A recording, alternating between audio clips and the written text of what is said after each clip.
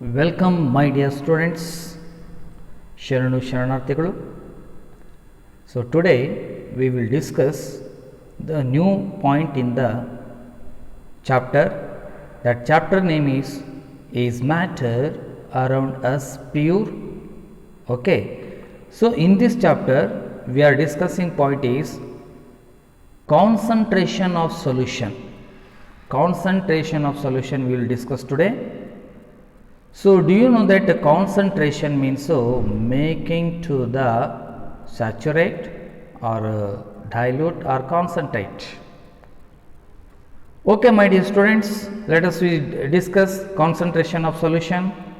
We understand that in a solution, the relative proportion of solute and solvent can be varied depending upon the amount of solute present in a solution. So, it can be called a dilute, concentrated or a saturated solution.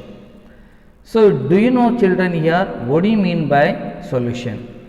It is a mixture of solute and solvent is called solution. It is a mixture of solute and solvent is called a solution. So, in these two mixture we can say that mixed with each other we can say that a solution.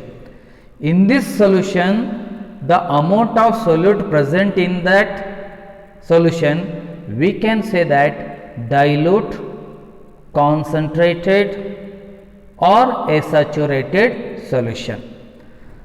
Here two types of the solutions we are studying, those are the saturated solution and unsaturated solution, because this mixture is made from solute and solvent, but in the solvent how much amount of solute should be present in the solution. By deciding this basic we are classified into two kinds are there, saturated solution and unsaturated solution. So, first we will discuss saturated solution. Saturated solution means what here? At any particular temperature, a solution that has dissolved as much solute as it is capable of dissolving is said to be a saturated solution. And another very simple definition is there, when no more solute can be dissolved in a solution at a given temperature, it is called a saturated solution. I will give one example here. Take 50 ml of water in a beaker and add 1 teaspoon of salt in that water. So, stir well, it can be dissolved. So, like that 1 spoon, 2 spoon, 3 spoon, 4 spoon, like that many spoons salt we have dissolved the salt in the water. So, when the last spoon will not dissolving the solute or salt, so that time it become that saturated solution. Understood here? Here when no more solute can be dissolved in a solution at given temperature, it is called a saturated solution. So, in this saturated solution one more point we will discuss, that is the solubility. So, what is the solubility here? The amount of solute contained in a solution of saturated at this temperature is called its solubility. So, it is not capable to dissolving the amount of the sugar or salt which solutes are there in the solution. So, that is called solubility. Is it clear? The amount of solute contained in a solution of saturated at this temperature is called its solubility. So, now we will discuss next solution is unsaturated solution. If the amount of solute contained in a solution is less than the saturation level, it is called an unsaturated solution. Once again, if the amount of solute contained in a solution is less than the saturation level, it is called an saturated solution. So, already 2, 3, 4, 5 spoon of salt is dissolved in the water, so still it can be dissolving the salt, and that type of the solution is called unsaturated solution. So next one is the concentration of a solution is the amount, mass or volume of solute present in a given amount, mass or volume of the solution.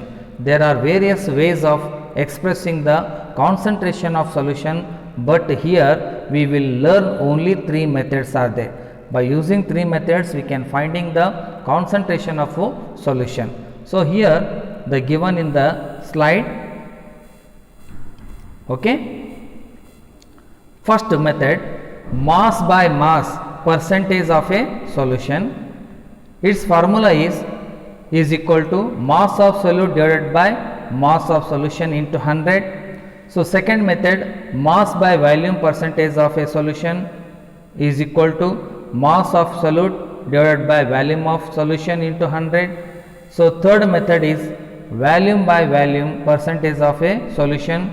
Equation is equal to volume of solute divided by volume of solution into 100. So these methods will utilizing and solving one problem here. Now follow here one problem. A solution contains 40 gram of common salt in 320 gram of water. Calculate concentration in terms of mass by mass percentage of the solution. So already we have seen that 3 methods and 3 formula, mass of solute divided by mass of solution into 100, mass of solute divided by volume of solution into 100, volume of solute divided by volume of solution into 100. So which method is suitable for to solving this problem? Already they are given, calculate mass by mass percentage of the solution. So here in the problem given are mass of solute, that is nothing but salt, is equal to 40 gram, mass of solvent water is equal to 320 gram. We know mass of solution is equal to mass of solute plus mass of solvent, it is a mixture of solute and solvent. So mass of solute is equal to 40 gram plus mass of solvent 320 gram, so is equal to 360 gram. So next mass percentage of solution is equal to mass of solute divided by mass of solution into 100. So put the values, mass of solute has given 40 and divided by mass of solution is 360 into 100. So here you can cancel 0 0, next 4 1 ja 4 9 ja, it become 100 divided by 9. So now you can do the side work, the division method. 100 divided by 9 is equal to means here 11.1, we can get it percentage. Therefore mass percentage of solution is equal to 11.1 percentage. So is it clear? So some problems has given in the textbook, you can practice well. Okay. So next slide is about the suspension. So today this point we will also discuss here, a suspension.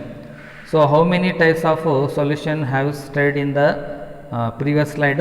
Saturated and unsaturated solutions, and the definition of solution is that a homogeneous mixture is called solution, or a mixture of solute and solvent is called solution. Now we will discuss here a suspension.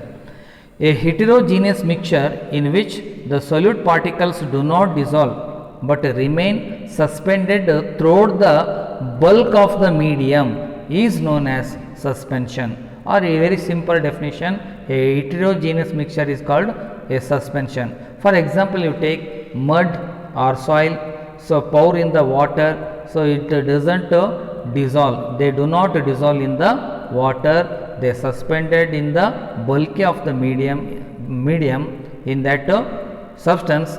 That mixture is called a heterogeneous mixture. A heterogeneous mixture is nothing but a suspension. Clear? So what are the properties of suspension? Here one by one we will discuss. Suspension is a heterogeneous mixture. Okay, the particles of a suspension can be seen by the naked eyes. Naked eye, so we can see the particles wandering one place to the other place, we can see very clearly by our naked eyes. The particles a suspension scatter a beam of light passing through it and make its path visible. So the path also visible in the that mixture. So for example, in our classroom window, the beam of light is entered in through the window, just you can dust the duster, we can see the particles, isn't it? So we can visible the path, like that we can visible in the this mixture also, or in this solution, in this suspension also.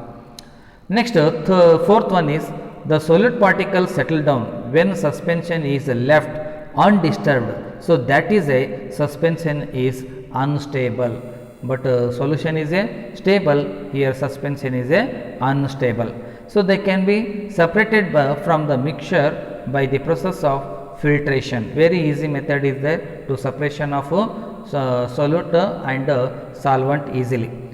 When the particles settle down, the suspension breaks and it does not scatter light anymore. So when the particles settle down, the suspension breaks. Suspension breaks here because they settle the all the particles of the solute, and it does not scatter. The path will not visible of the that mixture.